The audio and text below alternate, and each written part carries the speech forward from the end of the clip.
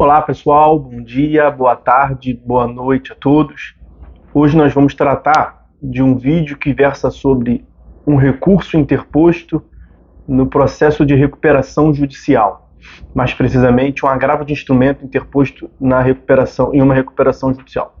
Trata-se do recurso especial 1.930.837 oriundo de São Paulo, RESP 1930837 de São Paulo. O que nós tivemos aqui?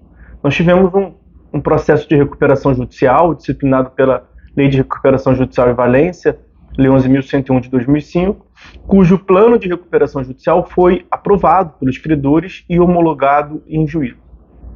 Uma das credoras da empresa da recuperanda, da empresa em recuperação judicial, interpôs agravo de instrumento em face dessa decisão homologatória do plano, sustentando a existência de irregularidades graves, como a principal delas, a ausência de liquidez na opção de pagamento do plano. Quer dizer, basicamente disse que estavam todos sendo enganados, que a recuperanda não tinha como cumprir as obrigações do plano, não tinha liquidez para cumprimento das obrigações. Pois bem, foi interposto agravo de instrumento. Na véspera do julgamento do agravo, a agravante interpôs uma petição desistindo do recurso. Eis que o tribunal, diante do pedido de desistência, o indeferiu. O tribunal local indeferiu o pedido de desistência ao argumento de que o julgamento do agravo envolvia questões de ordem pública e de interesse coletivo que precisavam ser definidas. E ainda sustentou o tribunal o suposto comportamento contraditório dessa credora que, de um lado, agravou e depois pede a desistência do agravo. E aí, como houve o indeferimento da desistência, o tribunal local acabou julgando o agravo de instrumento de ofício, ex officio. E no momento do julgamento do agravo de instrumento, reconheceu a ilegalidade das cláusulas do plano, como havia a agravante inicialmente sustentado. O que nós temos aqui? Nós temos a incidência do artigo 998 do CPC, que trata da desistência. O caput do 998 prevê que o recorrente pode, a qualquer tempo, e sem anuência da parte contrária, sem a ocorrência do recorrido ou dos seus litisconsortes, desistir do recurso. Então percebam que a desistência é um ato unilateral do recorrente, que veicula sua manifestação de vontade independentemente da concordância da parte contrária, produzindo, portanto, efeitos processuais imediatos, que acarreta, consequentemente, na modificação, extinção ou impedimento do direito de recorrer, de um direito processual. Percebam que, diferentemente, portanto, do primeiro grau de jurisdição, quando o CPC disciplina a desistência da ação, lá no primeiro grau é necessário, a depender da circunstância do réu ter ou não contestado, vai ser necessária ou não a sua concordância ao pedido do autor de desistência da ação. Então, se o réu já tiver contestado a ação, eventual pedido do autor de desistência da ação deve passar pelo crivo do réu.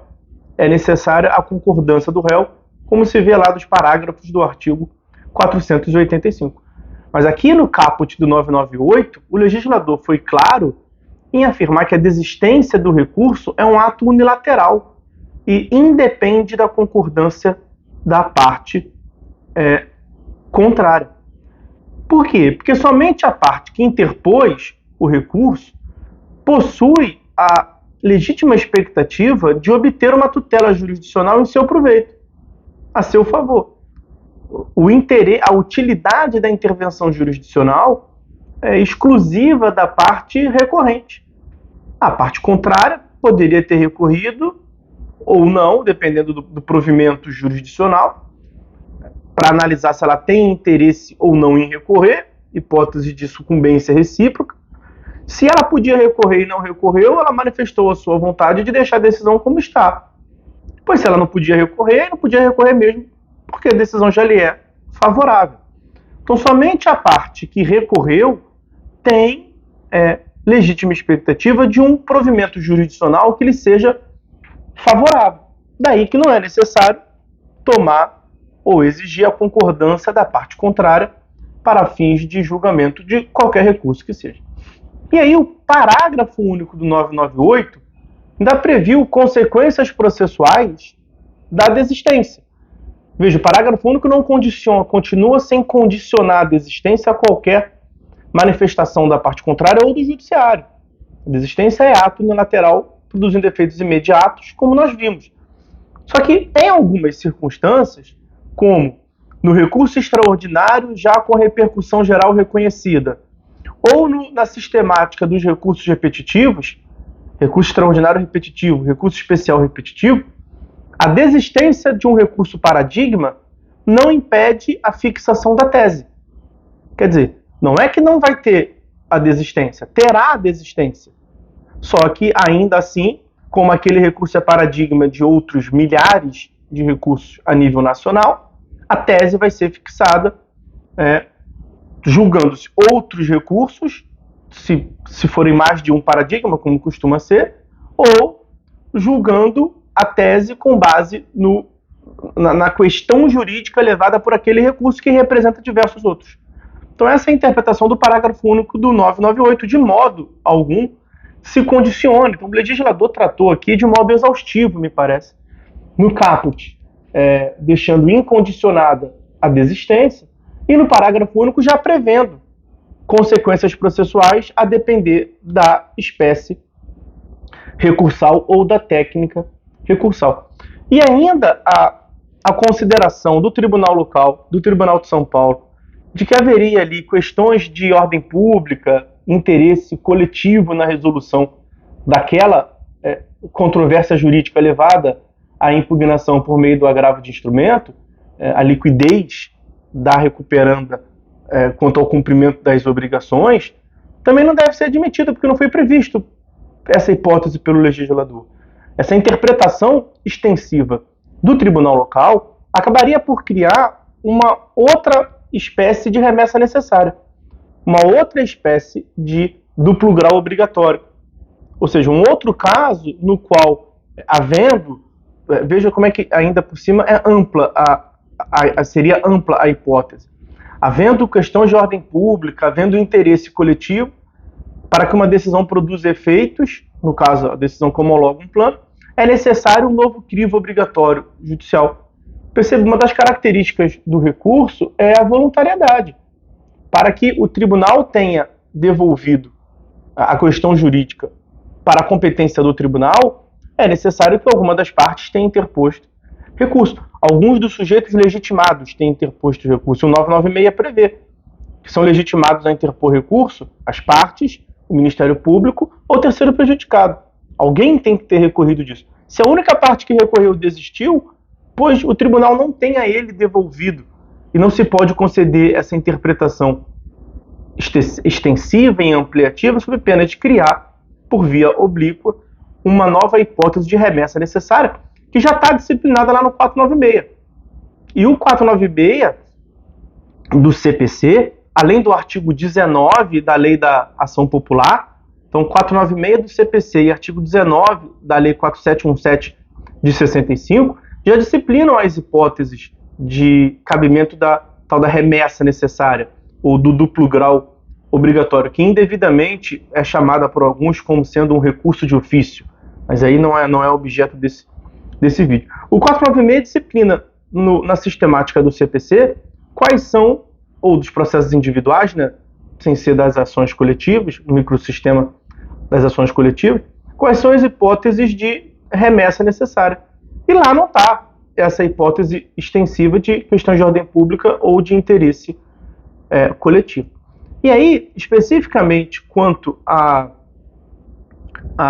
questão do plano de recuperação judicial e próprio do processo de recuperação judicial, O STJ tem jurisprudência consolidada no sentido de que no processo recuperacional são soberanas as decisões da Assembleia Geral de Credores sobre o conteúdo do plano de reestruturação e sobre as objeções, oposições suscitadas.